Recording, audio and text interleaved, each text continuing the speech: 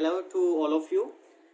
Welcome to my YouTube channel, Income Tax Classes. This video is in continuation of my previous video. I have uploaded my previous video on the topic calculation of income, computation of income from house property.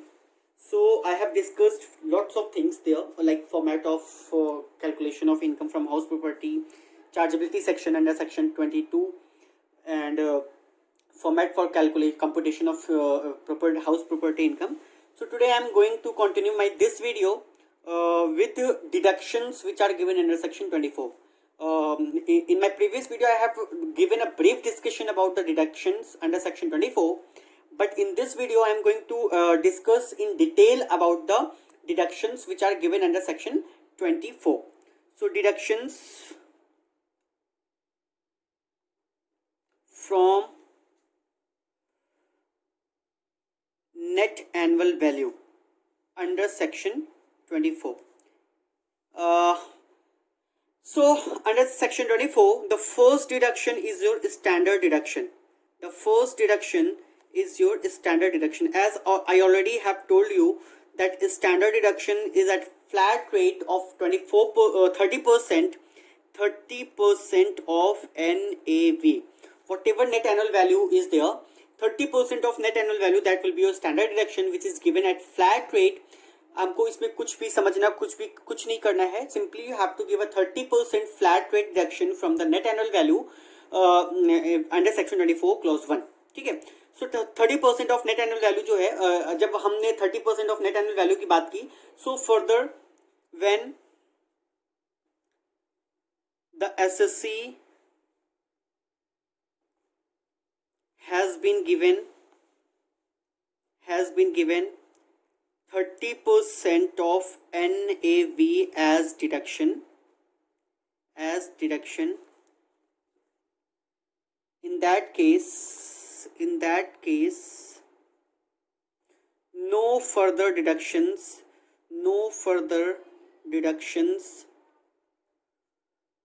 towards any payment regarding house property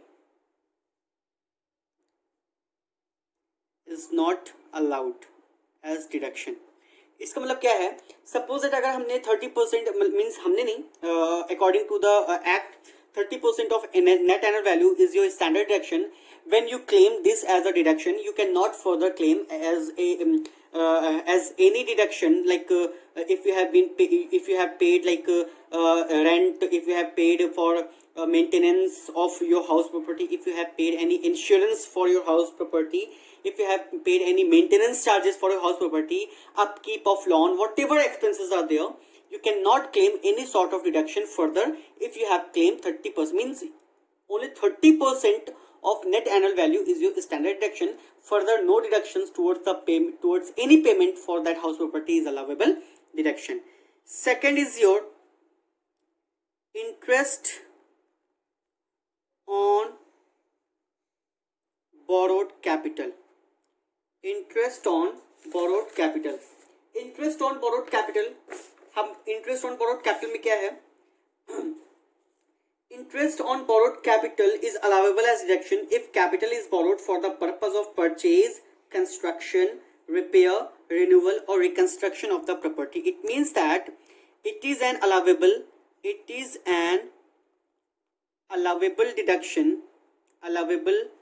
deduction if the loan is borrowed for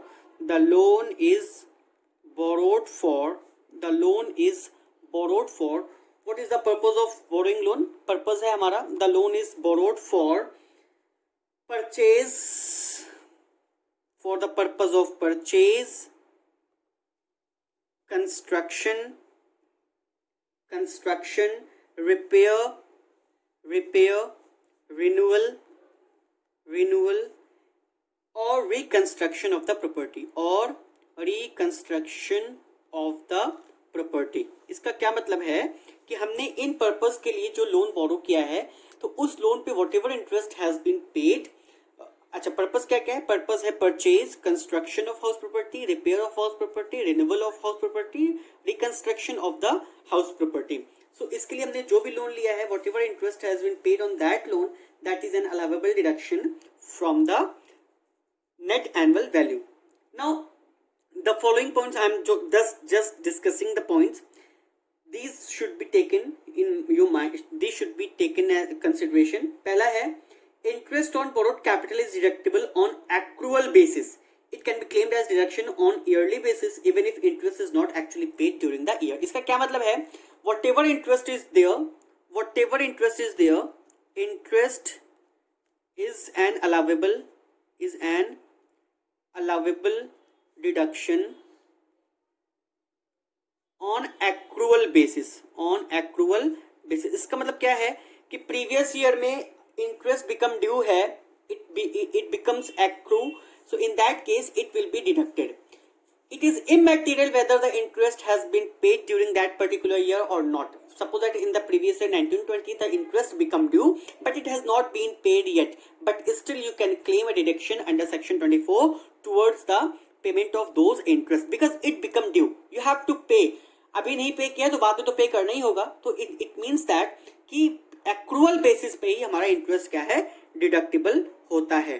Second point is deduction is available even if neither the principal nor the interest is charged on property. Deduction is available even if neither the principal nor the interest is a charge on property. ठीक है, तो interest is deductible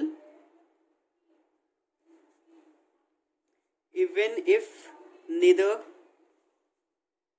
principal amount or interest is a charge on property. Third point है, interest is on unpaid interest is not deductible. कभी कभी क्या होता है कि हमने इंटरेस्ट पे नहीं किया है, ठीक है, तो उस अनपेड इंटरेस्ट पे भी अगर कोई इंटरेस्ट है तो that is not an allowable deduction. Interest on unpaid interest is not allowable. इसका क्या मतलब है कि सिर्फ जो प्रिंसिपल अमाउंट ऑफ लोन है, सिर्फ हमारा उस पे जो इंटरेस्ट है, only that interest is an allowable deduction.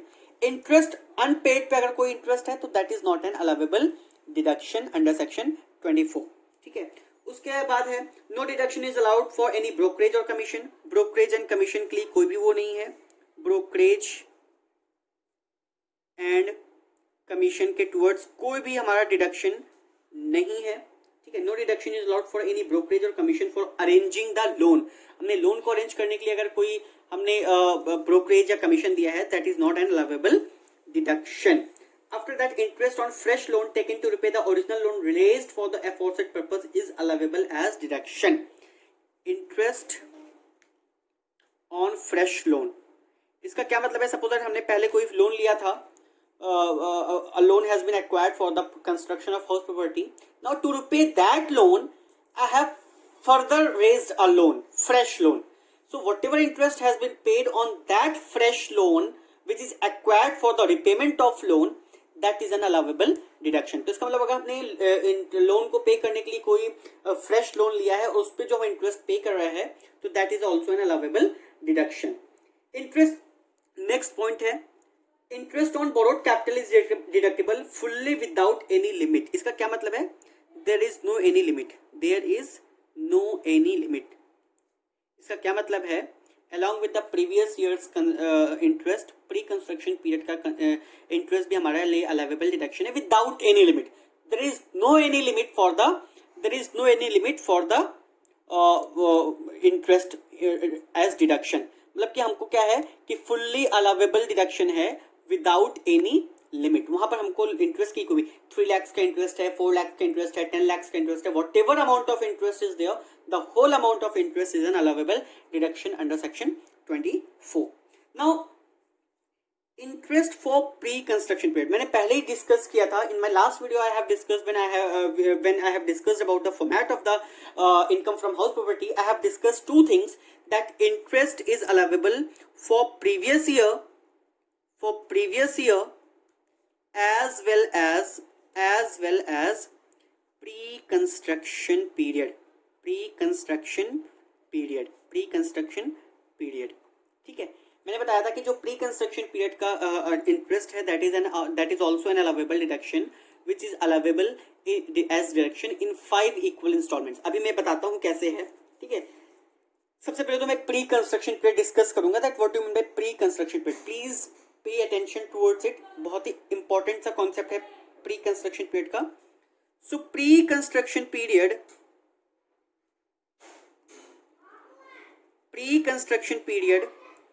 starts from the date of pre-construction period starts from the date of acquisition of the loan and on the last day of the March of the financial year immediately preceding the year of construction। तो पहली बात तो ये clear हो गई होगी कि जो प्री कंस्ट्रक्शन पीरियड का केस है that is only in the case when the loan acquired is for the construction of house property. It means that interest payable by an assessee in respect of funds borrowed for the acquisition or construction of a house property and pertaining to a period prior to the previous year in which such property has been acquired or constructed, to the extent it is not allowed as deduction under any other provision of the Act, will be deducted in 5 equal annual installments commencing from the previous year in which the house is acquired or constructed। जिस साल, इसका क्या मतलब, पहले तो हम pre construction period क्या कहते हैं कि डिस्कस करेंगे। प्री कंस्ट्रक्शन पीरियड होता क्या है? So pre construction period starts from the date of acquisition of the loan and end on the last day of the March the financial year immediately preceding the year of construction और acquisition. इसका क्या मतलब है कि suppose that any loan has been acquired on 1st October 2011 either for construction or acquisition of house property, so the construction or acquisition of the house property is completed in the year, means completed on, suppose that it's my assumption, on 15th September 2019 या 2018 कर लेते हैं, 2018, ठीक है। So this is the year of completion. So in this example pre construction period, मैंने कहा इसको पढ़ेंगे that pre construction period starts from the date of acquisition of the loan. Acquisition of the loan की date क्या है? 1st October 2010। So pre construction period starts from the date of acquisition of loan which is 1st October 2011 and on the last day of the March of the financial year immediately preceding the year of construction. It means that year of construction or year of acquisition क्या है? 15th September 2018. So in which financial year the construction has been completed? So the financial year in which the construction has completed is 1819. गौर से देखेंगे, this is the financial year 1819. So in the financial year 1819 the construction was completed. So the pre-construction period will be the last day of the March means 31st of the March of the financial year immediately preceding the year of completion। जिस साल हमारा complete हुआ है 1819 में complete हुआ है, तो इससे एक साल पहले का फाइनेंशियल ईयर क्या होगा? 1718।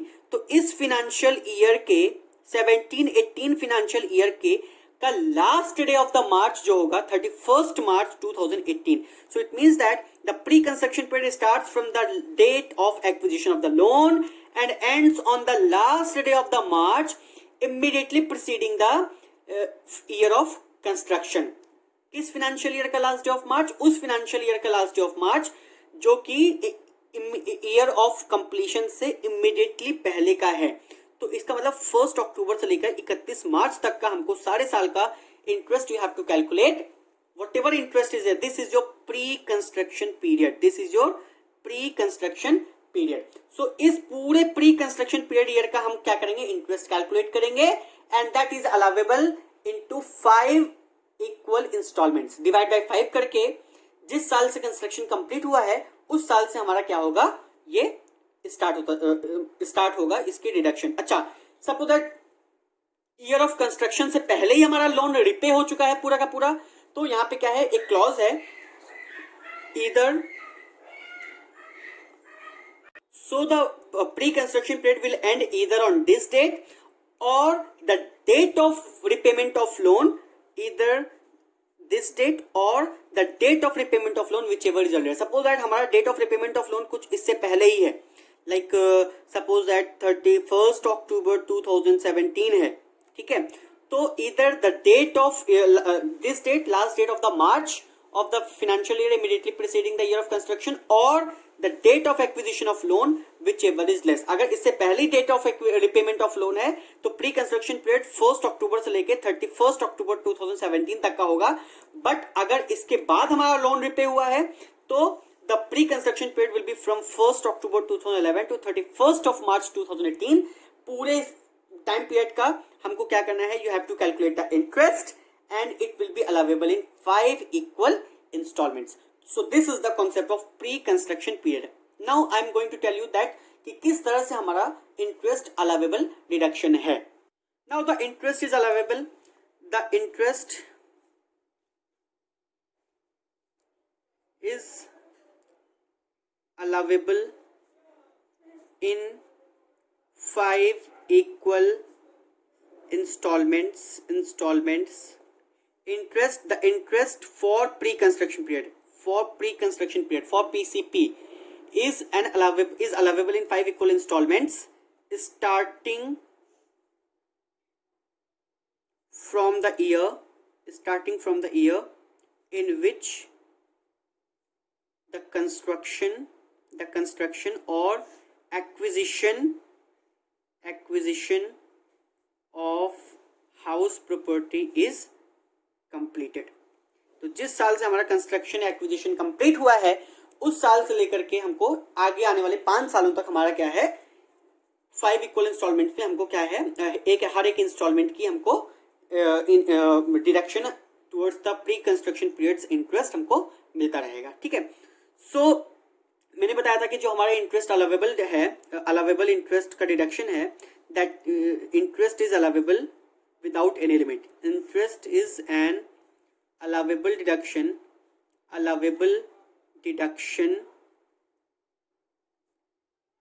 without any limit. ठीक है, तो यहाँ पे क्या है कि प्रीवियस ईयर का भी कंस्ट्रक्शन इंटरेस्ट हमको देना है और प्री कंस्ट्रक्शन पीरियड का भी इंटरेस्ट हमको देना है. सो ये हमारा क्या था, सेक्शन 24, जिसमें हमने डिस्कस किया कि कितने तरीके के डिडक्शंस हैं. तो देयर आर 2 डिडक्शंस. पहला क्या है, standard deduction which are given under section 24(1), जो कि that is 30% of the net annual value. दूसरा हमारा है interest on borrowed capital. So when the capital is borrowed for the acquisition, construction, repair, renewal और reconstruction of the house property, in that case you can claim interest as an allowable deduction, जो कि अभी हमने explain किया है. Now ये जो अभी तक हमने चीजें डिस्कस की हैं, ये सारी चीजें किसके लिए हैं, that was all for the let out house property. Let out house property के लिए था. Now I am going to discuss about self occupied house property. How to compute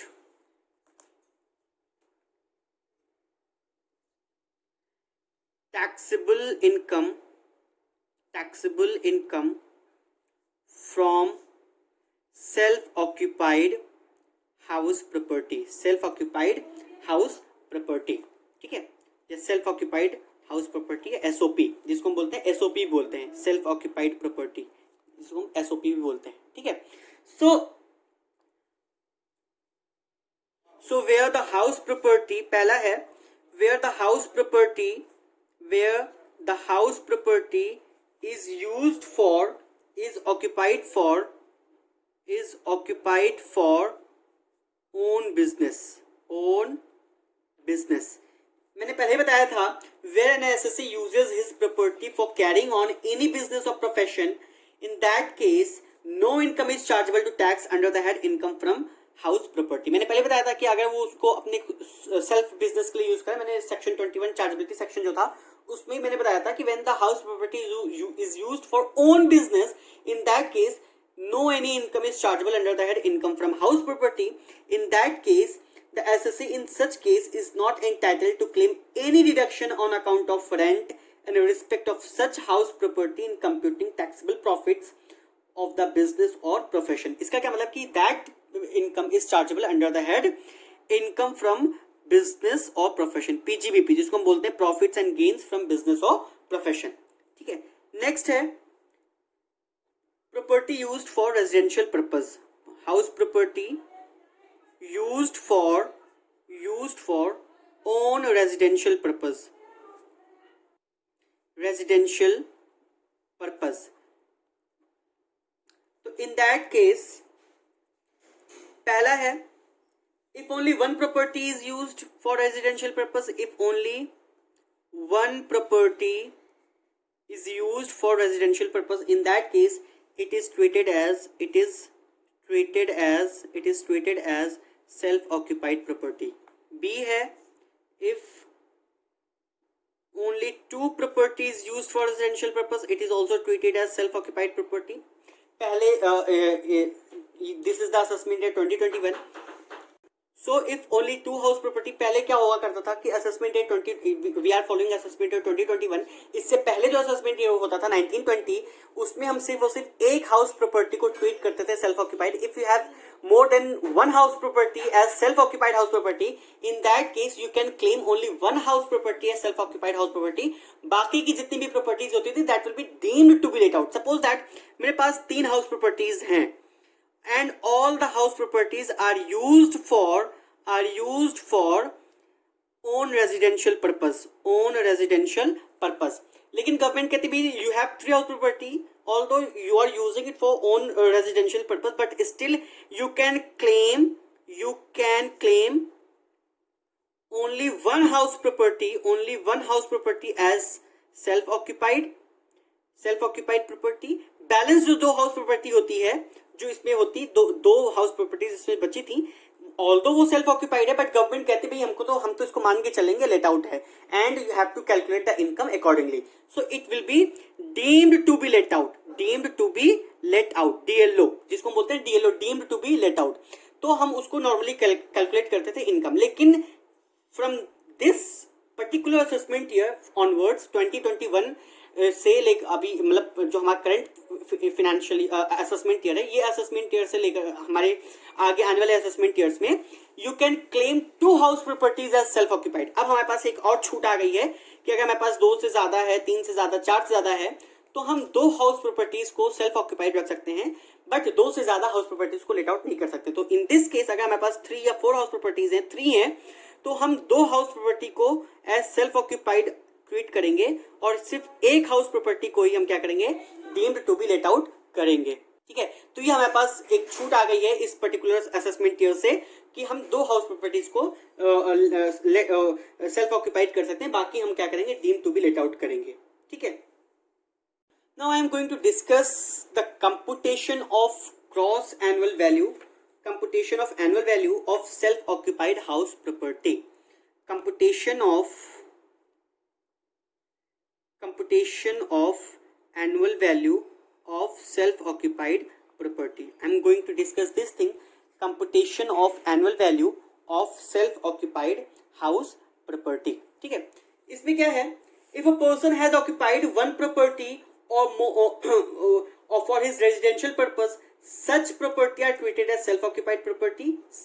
And if a person has occupied more than 2 properties for his residential purpose, in that case only 2 properties selected by the taxpayer are treated as self-occupied property. जो self occupied house property हैं, वो मैं 4 cases discuss करूंगा. इन चारों cases में से किसी भी केस में फॉल कर सकते हैं. तो पहला है, if such property is used throughout the previous year, if such house property is used throughout the previous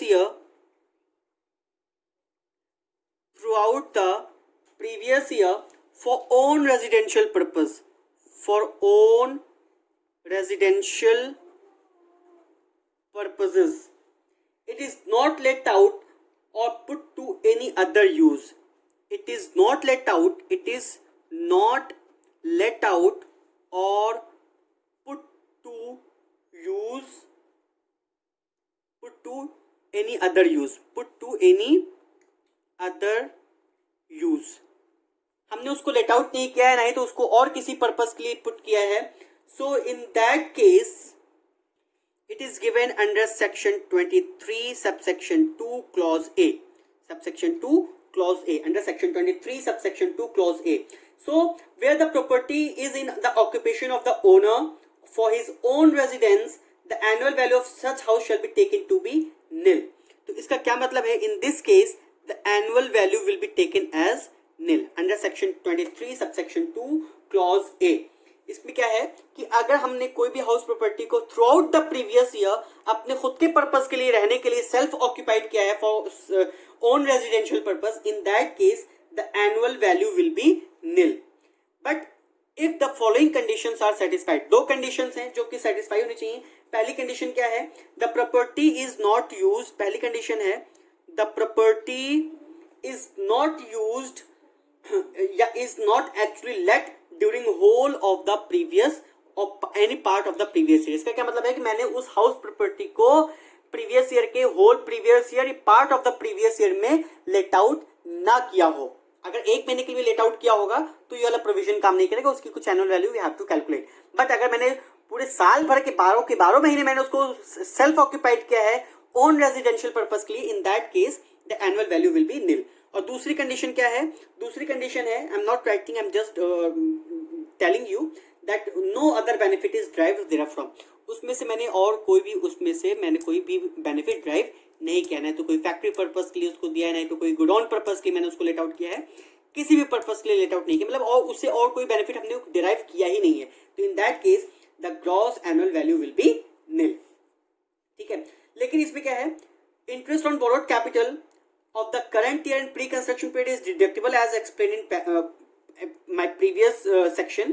ठीक है. However, it is deductible in the case of two self-occupied house properties subject to maximum ceiling given below. I will discuss it later. कि जो deductions हैं वो normally हम देंगे, कैसे देंगे हम उसको बाद में डिस्कस करेंगे. इसमें डिडक्शन जो इंटरेस्ट का है वो हमको एज इट इज मिलेगा जैसे मैंने पहले डिस्कस किया था, लेकिन उसमें कुछ लिमिटेशंस भी हैं, लिमिट है, वो हम बाद में डिस्कस करेंगे. पहले हम टाइप्स ऑफ हाउस प्रॉपर्टीज को डिस्कस करते हैं. दूसरा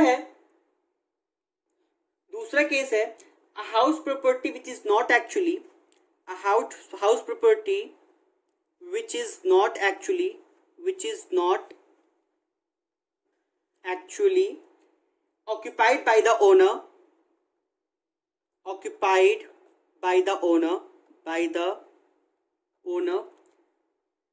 owing to employment or business profession at any other place. ठीक है. owing to employment at any other place. इसका क्या मतलब है? Suppose that I have a house property in Delhi, but मेरी जॉब जो है, I am doing job in Mumbai. So due to that job और ड्यू टू दैट एम्प्लॉयमेंट, मेरा profession है या मेरा बिजनेस मुंबई में है, so due to that business और ड्यू टू दैट प्रोफेशन या due to that employment I am not residing in Delhi. तो मेरा दिल्ली वाला घर जो है दैट रिमेन्स वैकेंट. ठीक है. तो उस केस में हमारा क्या है, एनुअल वैल्यू कैसे कैलकुलेट करेंगे? तो उसके लिए पहले हमारी कुछ कंडीशंस हैं दैट शुड बी फुलफिल्ड. पहली कंडीशन क्या है? The tax payer owns 1 or 2 house properties which cannot actually be occupied by him by reason of the fact that owing to his employment, business or profession carried on at any other place. Suppose that Delhi में मेरे पास 1 या 2 घर, बस 2 घर से ज्यादा नहीं, 2 घर से ज्यादा होगा तो deem to be let out होगा. 1 या 2 घर मेरे पास दिल्ली में है, बट दोनों ही घर मैं ऑक्यूपाई नहीं कर पा रहा हूँ क्योंकि मेरी जॉब जो है वो मुंबई में है. तो पहली कंडीशन तो ये हो गई. दूसरी है he has to reside at that other place in a building not owned by him. मैं जो मुंबई में रह रहा हूँ वो ऐसी बिल्डिंग में रह रहा हूँ जो कि जिसका ओनर मैं नहीं हूँ, मैंने उसको रेंट पे लिया है या कहीं और से लिया, मतलब I am not the owner of that house property. तीसरी कंडीशन है the property mentioned at a means in the first condition is not actually let out during whole और any part of the previous year. पहली जो property हमारी है वो हमने जो दिल्ली वाली प्रॉपर्टी वो मैंने उसको लेट आउट नहीं किया है, वो पूरा का पूरा रिमेन्स वैकेंट है throughout the previous year. और चौथी कंडीशन वही है कि that no other benefit is derived from that house property. अगर ये चार कंडीशंस फुलफिल हो रही हैं तो उस केस में भी हमारी जो एनुअल वैल्यू है that will be taken as nil. जैसे कि हमने पहले वाला केस डिस्कस किया था under section 23 subsection 2 clause A में, उसी तरह से under section 23 subsection 2 clause B में भी हमारा क्या है, annual value will be taken as nil. ठीक है, तीसरा केस क्या है, नेक्स्ट केस हमारा थर्ड केस जो है सेल्फ ऑक्यूपाइड का, that is when a part of property is self occupied and a part is let out. part of the property, part of the house property is let out and part is self occupied. So in that case, if a house property consists of two or more independent residential units, one of which is self occupied for own residential purpose and other unit are let out, so in that case income is computed like we have discussed. So पहले तो मैं बता रहा हूँ कि suppose that मेरे पास कोई घर है जो 4 फ्लोर का है। I have a building in which there are 4 floors, resident means identical floors हैं, सेम एक ही तरह के फ्लोर्स हैं या उसमें अलग अलग इंडिपेंडेंट फ्लोर्स हैं। ठीक है, जैसे अब दिल्ली मुंबई में फ्लैट्स होते हैं, इस तरह से हमारे पास फ्लैट्स हैं। तो उसमें सपोज दैट फर्स्ट फ्लोर पे मैं रहता हूँ या ग्राउंड फ्लोर पे मैं रहता हूँ, बाकी के सारे फ्लोर्स मैंने क्या किए, लेट आउट किए हैं। तो इसका क्या मतलब, part of the house property is let out and part of the property is self occupied. मतलब एक या 2 फ्लैट फ्लोर्स हैं वो मेरा सेल्फ ऑक्यूपाइड है, बाकी जो 2 जैसे 3 फ्लैट्स हैं हमारे फ्लोर्स हैं उसको मैंने क्या किया है, लेट आउट किया है। सो इन दैट केस जो हमारा सेल्फ ऑक्यूपाइड पोर्शन है, इसके लिए तो हम सेम जैसे हमने सेक्शन 23 सबसेक्शन 2 क्लॉज ए में किया था, annual value will B Neil. और इसके लिए जो हमारा है हमारा जो नॉर्मल जैसे हम कंपेयर करते थे municipal value, fair rental value, ठीक है, तो उस तरह से हम उसको कैलकुलेट करेंगे जो हमने पहले डिस्कस किया है अपनी प्रीवियस वीडियो में। तो लेट आउट के लिए हम जो normally municipal value and fair rental value को कंपेयर करके after that expected rent is compared with actual rent, so normally जैसे हम कैलकुलेट करते हैं लेट आउट हाउस प्रॉपर्टी का, उस तरह से हमको कैलकुलेट करना है। तो ये था केस हमारा third case. Now the next case is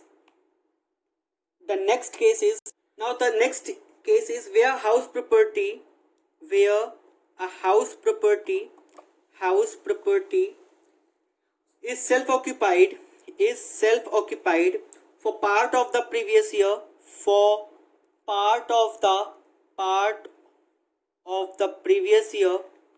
and let out for another part of previous year. ठीक है, सपोज दैट इसमें मैं समझाने की कोशिश कर रहा हूं, suppose that in the previous year 1920 मेरे पास जो हाउस प्रॉपर्टी थी उसको मैंने 1 अप्रैल 2019 से लेकर के 30 सितंबर 2019 तक उसको मैंने क्या किया था, सेल्फ ऑक्यूपाइड किया था। मतलब मैंने उसको ओन रेजिडेंशियल पर्पस के मैंने यूज किया था। लेकिन फ्रॉम 1 अक्टूबर ऑनवर्ड्स, 1 अक्टूबर 2019 से लेकर के अप टू 31 मार्च 2020 उसको मैंने लेट आउट किया है। इसका क्या मतलब है, where house property is self occupied for part of the previous year and let out for another part of previous year, तो in that case the annual value will be computed. तो मैंने जो बताया कि उसमें जो सेक्शन 23 सबसेक्शन 2 क्लॉज ए का जो एनुअल वैल्यू नील होती है, इसका बेनिफिट हमको नहीं मिलेगा। इसमें जो हमको कैलकुलेट करना है, इसमें हमको इस तरह से कैलकुलेट करना है as the property is let out. हमको वहां पे ये अज्यूम करके चलना है कि प्रॉपर्टी लेट आउट थी, तो हमको जो एनुअल वैल्यू या फेयर रेंटल वैल्यू जो भी है that will be taken for the whole year. ऐसा नहीं कि हम एनुअल वैल्यू भी लेंगे, म्यूनिसिपल वैल्यू भी लेंगे, इतने अक्टूबर नवंबर दिसंबर जनवरी फरवरी मार्च 6 मंथ्स का एनुअल वैल्यू लेंगे, म्यूनिसिपल वैल्यू 6 मंथ्स का fair rental value. No, you have to take the municipal valuation, fair rental value and standard rent for the whole year, means from 1 April to पूरे साल भर का लेंगे, and the actual rent will be taken for the period when it has been let out. जितने 6 महीने के लिए हमने लेट आउट किया है, तो actual rent will be taken for the 6 months and it will be compared with the expected rent of the whole year. ऐसा नहीं कहोगे कि सर 6 महीने का एक्चुअल रेंट है तो 6 महीने का एक्सपेक्टेड रेंट लेंगे, तो जो भी म्युनिसिपल वैल्यूएशन दी है उसको 6 महीने में कन्वर्ट करेंगे फिर उसको कंपेयर करेंगे। तो मैं कहूंगा कि नहीं, जो भी हमारा एक्सपेक्टेड रेंट हम कंपेयर करके निकालेंगे municipal value, fair and value, standard rent को, that will be taken for the whole year. Expected rent will is taken for the whole year and actual rent will be taken for the year when it has been let out. तो 6 महीने का actual rent is compared with the साल भर का expected rent, दोनों में से whichever is higher that will be the gross annual value. तो इस केस में हमको इसी नॉर्मली अज्यूम करके चलना है कि हमारी हाउस प्रॉपर्टी जो है वो लेट आउट है और नॉर्मली हमको हर चीज कैलकुलेट करना है, क्योंकि पूरे साल भर का लेना है, लेकिन रेंट जो एक्चुअल रेंट होगा वो उतने पीरियड का ही होगा जितने पीरियड के लिए मैंने उसको लेट आउट किया था। आई होप कि ये चीज अब क्लियर हो गई होगी। Now I am going to discuss the format for the computation of income from house property in case of self occupied house property. ये जो अब तक हमने किए थे, ये टाइप्स ऑफ हाउस प्रॉपर्टी किए थे, जिसमें 4 तरीके की हाउस प्रॉपर्टी थी, ये हमने डिस्कस किया। Now I am going to discuss about the format for the calculation of income from house property when it is self occupied house property. जो हमने इसके प्रीवियस वीडियो में फॉर्मेट डिस्कस किया था, that is the format for the computation of income from house property in case it is let out. Now in case of self-occupied house property, as I have told you that you can take 2 house properties as self-occupied, उससे ज़्यादा अगर है तो जितनी भी ज़्यादा है और वो तुमने let out नहीं किया है, but still it will be deemed to be let out. तो gross annual value, so in case of self-occupied house property, gross annual value is taken as nil. You have to deduct municipal taxes. Municipal taxes is also your nil. When it is nil, municipal taxes is also nil. So net annual value, it will also be nil. You have to deduct deductions under section 24. So पहला है standard deduction. When the value of net annual value is nil, so 30% of nil will also be nil. So there will be no any standard deduction. Now second is your interest on capital borrowed. Interest on capital borrowed का हमको क्या है, deduction मिलेगा, previous year का भी हमको मिलेगा और प्री कंस्ट्रक्शन पीरियड का भी हमको मिलेगा। Pre construction period don't say कि तुमको नहीं आता है, I have discussed it in detail in this video. Starting में मैंने डिस्कस किया था, you can go and see that discussion. So दोनों को मिला करके हमको ये डिडक्शन मिलेगा। सो ये जो आएगा हमारा, ये लॉस आएगा, क्योंकि 0 minus sum figure that will B negative. तो हमेशा याद रखना कि सेल्फ ऑक्यूपाइड हाउस प्रॉपर्टी से हमारा क्या आता है, लॉस आता है, लॉस फ्रॉम हाउस प्रॉपर्टी। तो ये हमारा क्या है, लॉस हो जाएगा। अच्छा, अब मैं डिस्कस करता हूँ इंटरेस्ट ऑन कैपिटल बोरोड, इसमें कैसे हम कैलकुलेट करते हैं और क्या लिमिट है, कैसे है, हम वो सब चीजें डिस्कस करेंगे in case of self occupied house property. Interest on borrowed capital of the current year means current previous year and the pre construction period is deductible as explain in my video. जैसे भी मैंने पहले ही explain किया है उसी तरह से deductible होगा। However, it is deductible in the case of 2 self-occupied house properties subject to a maximum ceiling given below. 2 house properties के केस में हम इसका डिडक्शन ले सकते हैं, लेकिन दोनों हाउस प्रॉपर्टीज का मिला करके हमारा एक मैक्सिमम सीलिंग है। सो दोनों हाउस प्रॉपर्टीज को मिला करके जो हमारी मैक्सिमम लिमिट है वो अभी मैं डिस्कस करूंगा। So maximum ceiling if capital is borrowed, ये हम डिस्कस करें सेल्फ ऑक्यूपाइड के केस में। Please don't be confuse. Let out house property के केस में there is no any maximum limit. Let out house property के case में there is no any maximum limit. Maximum ceiling किस में, सिर्फ और सिर्फ सेल्फ ऑक्यूपाइड हाउस प्रॉपर्टी के केस में है। तो maximum ceiling if capital is borrowed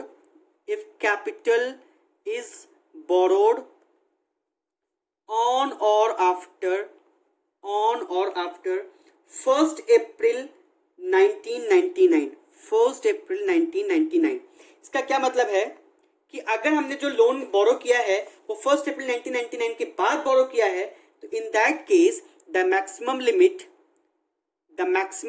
is rupees 2 lakh. The maximum limit is rupees 2 lakh. But ये 2 लाख रुपए की जो मैक्सिमम लिमिट है, ये तभी हम क्लेम कर सकते हैं जब हमारी ये जो फॉलोइंग कंडीशन जो भी मैं डिस्कस करूं वो फुलफिल होंगी। पहला है capital is borrowed same on और आफ्टर 1 अप्रैल 1999। सेकंड है द एक्विजिशन फॉर कंस्ट्रक्शन और कंस्ट्रक्शन और acquisition of house property. It means that जो भी हमने कैपिटल बोरो किया है दैट इज बोरोड ऑन और आफ्टर 1 अप्रैल 1999 फॉर कंस्ट्रक्शन और एक्विजिशन ऑफ हाउस प्रॉपर्टी. हमारा रिनोवेशन, हमारा ऑल्टरेशन, इन सब चीजों के लिए नहीं लिया है हमने, कंस्ट्रक्शन और एक्विजिशन ऑफ हाउस प्रॉपर्टी के लिए लिया है. दूसरा है the construction is completed, the construction और एक्विजिशन इज कंप्लीटेड, कंस्ट्रक्शन और एक्विजिशन दोनों, द कंस्ट्रक्शन और एक्विजिशन इज कंप्लीटेड, ये should be completed within 5 years from the end of financial year in which the capital was borrowed,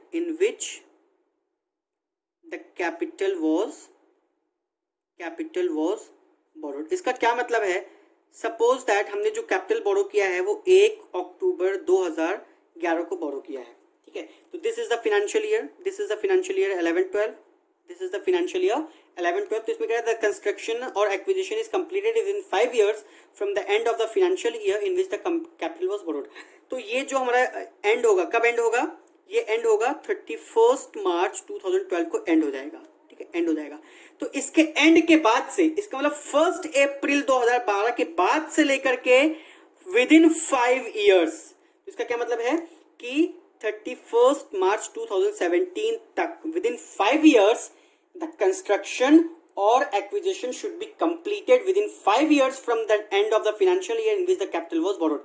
capital इस year में borrow किया है 11-12 में, क्योंकि ये डेट है कैपिटल बोरो की, तो 11-12 में बोरो किया है.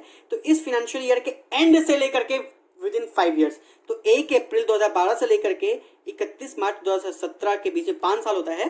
तो इस टाइम के दौरान हमको क्या है, कंस्ट्रक्शन या हमारा एक्विजिशन कंप्लीट हो जाना चाहिए. इस पर्टिकुलर एग्जांपल में ऐसा नहीं कि यही डेट है, मैंने इस पर्टिकुलर एग्जांपल के लिए किया है कि with in 5 years from the end of the financial year in which the capital was borrowed the construction और एक्विजिशन शुड बी कंप्लीटेड. तीसरा है the person extending the loan certifies that such interest is payable in respect of the amount advanced और acquisition और construction of the house. ठीक है, मतलब वहां पे हमको सर्टिफिकेट की जरूरत पड़ेगी, हमको सर्टिफिकेट शो करना पड़ेगा दैट जो हमने इंटरेस्ट पे किया है वो उस हाउस प्रॉपर्टी के लोन के लिए ही हमने पे किया है. ठीक है, तो अगर ये 3 कंडीशंस फुलफिल हो रही हैं then only the maximum limit is ₹2 lakh. If the capital borrowed, अगर ये कंडीशंस फुलफिल नहीं होती हैं तो in that case, in any other case the maximum limit is ₹30,000. The maximum limit is ₹30,000. इसका क्या मतलब है कि अगर if the capital is borrowed for any other purpose, like reconstruction के लिए लिया है, रिपेयर्स के लिए लिया है, रिन्यूअल्स के लिए लिया है, तो in that case the maximum amount of interest which is deductible under this section means interest on borrowed capital पे जो है सेल्फ ऑक्यूपाइड हाउस प्रॉपर्टी का है, तो that is ₹30,000 only, not ₹3 lakh. ठीक है, तो इसमें क्या है कि अगर ये जो हमने ऊपर की 3 कंडीशंस डिस्कस की हैं, अगर ये 3 कंडीशंस फुलफिल हो रही हैं in that case it is ₹2 lakh. अगर इसमें से कंडीशंस फुलफिल नहीं हो रही हैं एनी अदर केस में the maximum limit of deduction for interest on borrowed capital is ₹30,000, but only in the case of self occupied house property. बार बार मैं कह रहा हूं कि लेट आउट हाउस प्रॉपर्टी के केस में there is no any limit. This limit is only for self occupied house property. ये जो हमारी लिमिट है ये सिर्फ और सिर्फ किसके लिए है? सेल्फ ऑक्यूपाइड हाउस प्रॉपर्टी के लिए है. So this is all for today. I hope कि वीडियो आपको हेल्प करेगी, आपको ये कॉन्सेप्ट समझने के लिए. Still, if you have any doubt, you can contact me. You can comment on my video कि सर मुझे इस चीज में डाउट है, प्लीज फिर से एक्सप्लेन करिए. So please, I will let me know. I will give your explanation. I will try to clear your doubts. And please, one more request is there. Please like, share, and subscribe my channel. And don't forget to press the bell icons for more videos and updates. So please. Share it among your friends also, and I will try to make some more videos on another subjects also. So please make my channel famous among your friends and family members. Please, it's my request to subscribe more and more my channel, and don't forget to press the bell icon. Thank you and have a good day.